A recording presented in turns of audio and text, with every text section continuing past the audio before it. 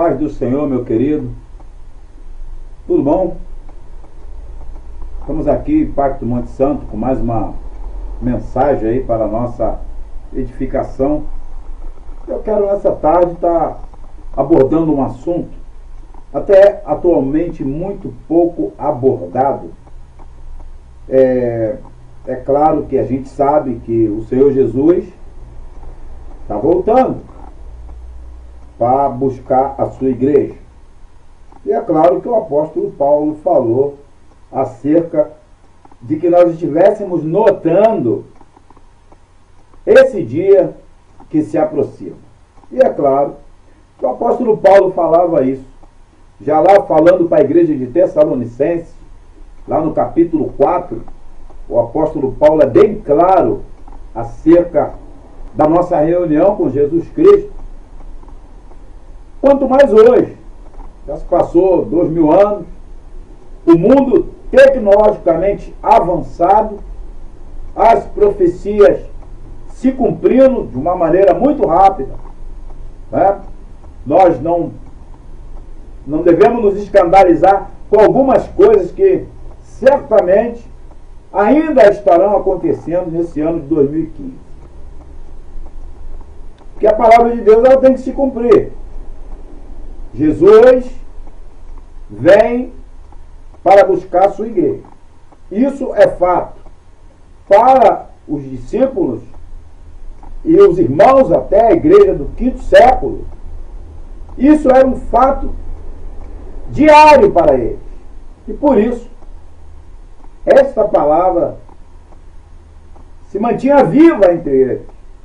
E é claro que ao longo das épocas, o correto é que essa palavra se mantenha viva. Que Jesus vem para buscar a sua igreja. Do mesmo modo como ele subiu em Atos, lá no capítulo 1, a partir do versículo, depois que Jesus dá as ordens, no versículo 8, Jesus sobe aos céus e os discípulos ficam olhando para o céu e dois varões vestidos de branco chegam e dizem para ele: varões galileus, por que estás olhando para o céu? Porque esse mesmo Jesus que agora vocês estão vendo subir, um dia ele vai voltar. E essa afirmação nós sabemos e andamos nela e temos que andar nela diariamente. A trombeta chamando a igreja para posição, ela vai tocando ao longo das épocas, ao longo das gerações. Nós temos que entender isso. O som do shofar não chama, não é só a chamada final, não está falando da chamada final. A chamada final é o último toque, mas antes da chamada final tem 4 chamadas, que depois eu vou estar falando sobre isso. Mas o que eu quero dizer é que alguns fatores primordiais que Jesus deixou como mandato, como comissão, nos comissionando, nós hoje pouco vemos alguém falar, alguém pregar. Parece que a igreja se colocou numa introspecção para dentro de si mesma, esperando lá, não sei acontecer o que, várias metodologias hoje para servir a Jesus, para fazer a obra de Jesus tem sido ensinada, pregada. E por fim, o que nós estamos vendo é a igreja totalmente caminhando fora do seu contexto para o qual ela foi criada e para o qual ela foi chamada. Jesus, lá em Mateus, no capítulo 28, ele diz uma coisa muito importante: foi-me dado todo o poder nos céus e na terra. Portanto, ide e pregai o evangelho a todas as nações. Isso é uma ordem imperiosa. Jesus, ao se levantar dos mortos, deixou bem claro que ele ia subir ao Pai e que agora nós deveríamos dar continuidade à sua obra de salvação mediante a pregação do Evangelho do Senhor Jesus. E nós lemos lá em Atos, no capítulo 1, no versículo 8, antes dele subir, ele chama os discípulos reunidos ali e ele dá uma palavra imperiosa. Imperiosa significa uma ordem incondicional, vamos dizer assim, né? Uma ordem incondicional. E lá no versículo 8, ele fala uma coisa muito importante. Mas recebereis a virtude do Espírito Santo, vejam bem, que há de vir sobre vós, e sereis minhas testemunhas, tanto em Jerusalém, como em Samaria, toda a Judéia e até nos confins da terra. Significa a todas as tribos, povos, línguas e nações. E para confirmar essa palavra, foi a visão lá em Apocalipse, que João tem, quando ele vê aquela multidão de pessoas reunidas diante do trono de Deus, do Cordeiro, e ele consegue discernir as culturas ali, porque ele está falando tribos, povos, línguas e nações. Ele está diversificando o que ele estava realmente vendo. Pessoas de toda a raça, né? Ali na presença do Altíssimo. Isso significa que o Evangelho é abrangente a todas as populações da terra. Ou, por assim dizer, a todas as etnias, né? Nós temos no Brasil atualmente 100 tribos indígenas que estão sem ainda serem evangelizadas. É uma etnia, são etnias que precisam ser alcançadas.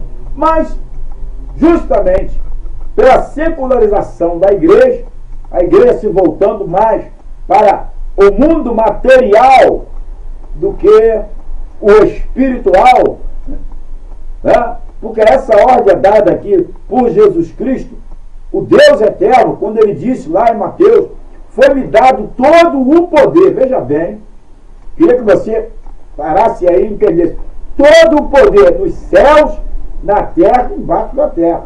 Então veja bem, ele não está dizendo no céu, ele está dizendo nos céus. Nos céus, em todas as dimensões do céu, no primeiro céu, no segundo céu, no terceiro céu, no quarto céu, no quinto céu, no 10º céu, e aonde tiver céu. Jesus Cristo é o Senhor para a glória de Deus Pai. Jesus Cristo é o Yahvé, né? Adonai Elohim. E o amado irmão que ainda crê na lei do judaísmo, não crê que Jesus Cristo é Deus, que Jesus Cristo é o Senhor, que aprove a divindade suprema ao Pai entregar a Ele o reino. E Ele reina. E não adianta ninguém querer dizer que não reina, porque Jesus Cristo reina e vive para sempre. E está sobre tudo e sobre todas as coisas. Disse ele isso logo após ressuscitar, porque a morte não pôde reter. Não é verdade? Jesus venceu o mundo, Jesus venceu o diabo lá na cruz, e Jesus venceu a morte. Os 3 inimigos que arrasavam a raça humana e que, entre aspas, continuam arrasando, é claro, no sentido de que a igreja necessita cumprir o seu papel. Porque nós que ficamos, temos que dar continuidade a essa obra até o fim. Porque ainda há muito a alcançar, querido. Ainda que a gente ouve dizer que Jesus está voltando, que a hora está chegando, mas ele disse, olha, não vos assusteis, porque essas coisas, né, não vai acontecer até que se manifeste o homem da iniquidade, que é o anticristo. E quero crer em Jesus, que nós já não estaremos mais aqui. Mas nós não podemos nos apavorar, e até mesmo, querido, porque o verdadeiro crente, que anda na verdadeira justiça, santidade, que anda na fé, na presença de Jesus, ele não tem que se preocupar com a vida de Jesus.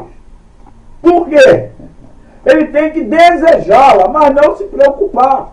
Porque quando você está no Espírito, você não tem preocupação.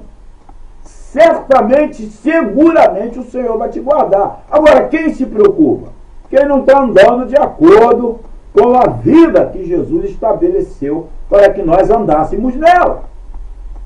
Uma vida cheia do Espírito Santo, uma vida de comunhão, oração, e cumprindo o mandamento primordial: amai a Deus acima de todas as coisas e ao teu próximo como a ti mesmo. Antes de subir, Jesus deixou esse novo mandamento.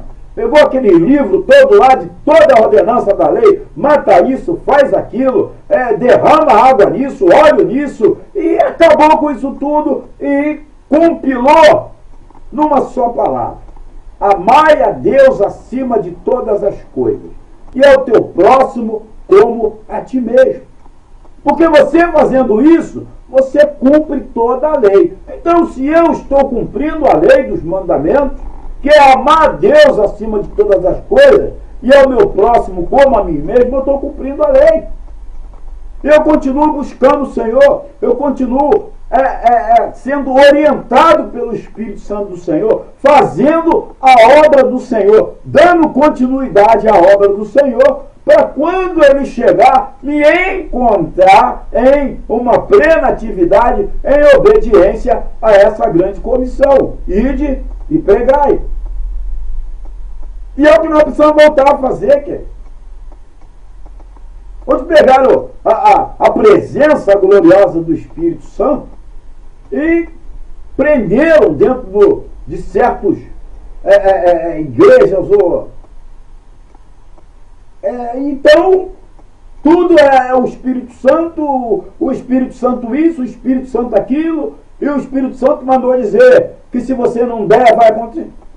Meu irmão, pelo amor de Deus, Deus é santo, o Espírito Santo é Deus. O Espírito Santo reina. Jesus disse: eu vou, mas vos enviarei um Consolador, e ele estará para sempre convosco. É o Consolador, nosso guardador, é o amado que nos guarda, que nos livra do perigo, nos consola, nos fortalece. Agora, para tudo é o Espírito Santo, querido. O que é isso? E a obra primordial do Espírito Santo, Jesus deixou claramente escrito lá no livro de João, no capítulo 14, no capítulo 16, quando ele diz o seguinte: que quando o Espírito Santo fosse derramado sobre a igreja, ele viria para convencer o mundo, primeiro, do pecado, da justiça e do juízo.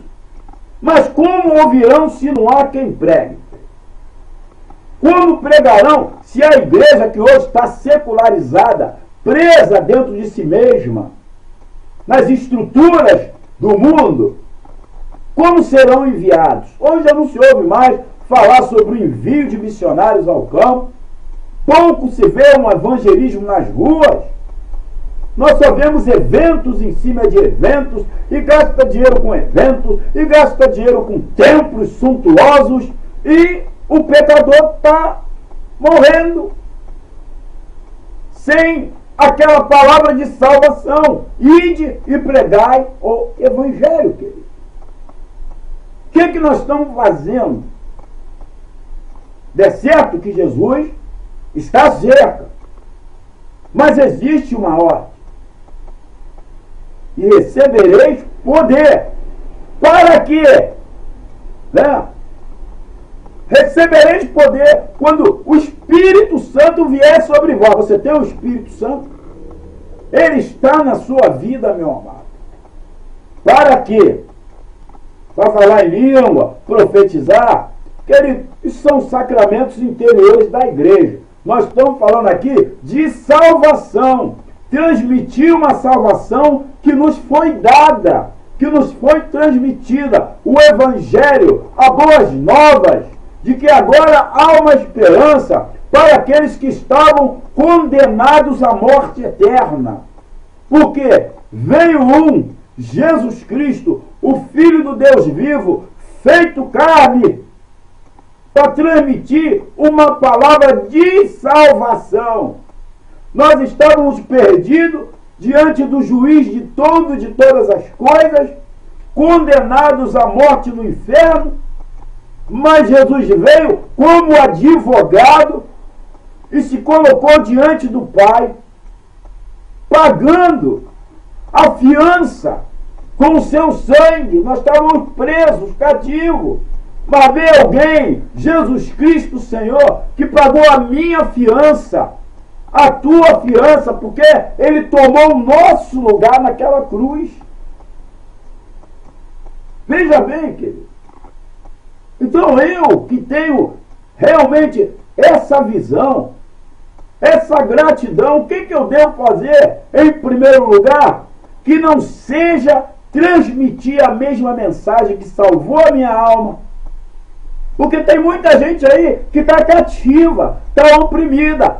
Jesus já pagou a fiança dela, mas ela precisa ser liberta. Alguém tem que ir lá proclamar para ela, na porta do cativeiro, que a fiança dela já foi paga. E que se ela aceitar esse pagamento da fiança dela, que foi a morte, o sacrifício, o derramado sangue de Jesus, ela agora é livre. Ela é livre da condenação e ela sai das prisões e vem para o caminho da salvação. Isso é anunciar boas novas, libertar os cativos e oprimidos do diabo. Por que oprimidos? Estão oprimidos na sua ignorância, sem saber que existe um libertador, sem saber que existe um salvador, amado.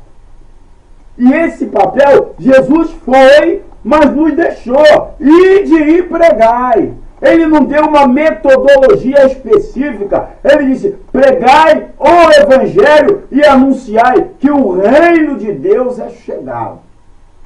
Jesus é o próprio reino. E esse reino que está dentro de mim, está dentro de você, tem que ser anunciado àqueles que estão em prisões.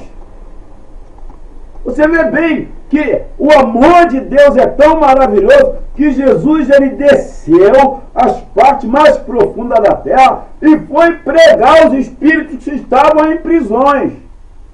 Como tudo na Bíblia é por espelho, Jesus foi lá como espelho. Essa passagem nos mostra que nós devemos pregar àqueles que estão em prisões, porque aí eles serão livres. Eles estão debaixo de condenação. O promotor, acusador, Satanás, está dizendo que Satanás, ele está dizendo que tem um direito sobre elas, que elas têm que pagar, que elas têm que ir para o inferno. Ele está ali confrontando aquelas almas, mas existe um libertador.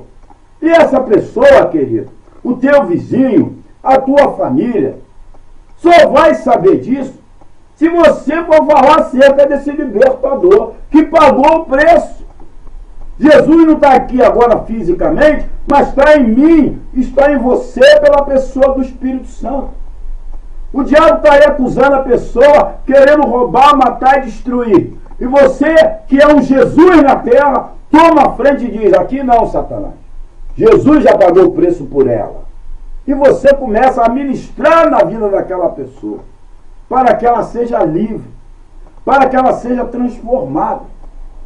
Em todas as nações, querido, ainda há muita gente para ser salva. Ainda há muita gente que precisa dessas boas novas, que precisa do libertador Jesus Cristo. Mas elas só vão saber se alguém falar. Lá no Romanos, capítulo 10, diz a palavra do Senhor: como ouvirão se não há quem pregue?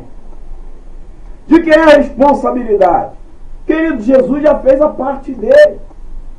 Em Marcos, no capítulo 16, 17, está dizendo a mesma coisa. Em meu nome expulsarão os demônios. Em meu nome curarão os enfermos. Olha o que nos foi dado. A autoridade. Né? Eis que vos dou autoridade para pisar serpentes e escorpiões e todo o poder do mal, e nada vos fará dano algum. O que nós estamos fazendo, meu amado? Nós estamos preocupados com o quê? Volto a dizer, se você é um servo do Senhor, que está dentro dos parâmetros do grande mandamento, amai a Deus acima de todas as coisas, e é o teu próximo como a ti mesmo, você não tem o que temer se caso Jesus volte hoje, ou amanhã, ou depois. Você não tem que ficar parado pensando, Jesus está com medo de quê, meu amado? Se você está com medo de alguma coisa, é porque tem culpa no cartório. Então vai se consertar. Está aborrecido com alguém, está magoado, porque aqueles que estão magoados, cheios de mágoa, de ressentimento, deveriam se preocupar, querido. Porque o apóstolo João lá, em 1 João, diz que aquele que não ama seu irmão é do diabo. Olha aí. Então você tem que se preocupar. O amor de Deus é que une todas as coisas. O amor de Deus é que salva. O amor de Deus é que sara. Porque se eu digo que amo a Deus e não perdoo meu irmão, tem alguma coisa errada. Porque se eu quero demonstrar que eu amo a Deus, então eu demonstro que primeiro eu amo meu irmão. Porque aí eu estou dizendo que eu amo a Deus, porque eu estou cumprindo o mandamento de Deus. Porque se eu não perdoo meu irmão, eu estou fazendo Jesus de novo de culpado. Eu estou condenando Jesus de novo. Porque eu estou acusando alguém de alguma coisa, não perdoo. Então eu estou dizendo que Jesus está em condenação. Porque por aquela vida que você não quer perdoar, ele pagou o preço por ela. Está dando para entender? Isso sim deve ser a preocupação daqueles que estão nessas condições. Mas aqueles que estão aí fora, que ainda não ouviram a verdade. A Bíblia diz, conhecereis a verdade e ela vos libertará. Eu tenho essa verdade. Você tem essa verdade. Devemos cumprir o mandamento do Senhor Jesus. Porque ainda há muitas almas, querido, para serem salvas. Há muitas almas para serem libertas. É só você olhar a sua volta a cada dia. Então, meu amado, fica com essa palavra. Né? Levanta-te, resplandece na luz do Senhor Jesus. O tempo é curto, mas a seara continua sendo grande e está faltando trabalhadores. Já está na hora de você parar de se lamentar, né? E falar, Senhor, eis-me aqui, envia-me a mim. Deus está esperando isso de mim e de você a cada dia. Devemos nos colocar à disposição do Pai para sermos enviados a libertar os cativos e oprimidos. Para isso Jesus veio, deu a sua vida por nós e por eles que ainda não vieram. Então nós devemos cumprir essa vontade do Senhor. Amém, querido? Que Deus te abençoe em nome de Jesus, que essa mensagem possa te despertar. Os campos estão brancos para sempre.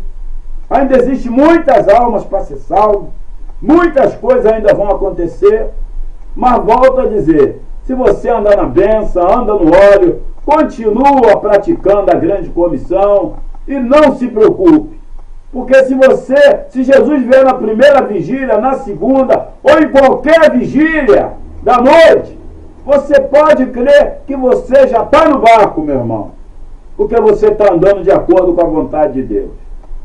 Amém? Deus abençoe. Fica tu com essa palavra, em nome de Jesus. Impacto Monte Santo. Tamo junto mais uma vez.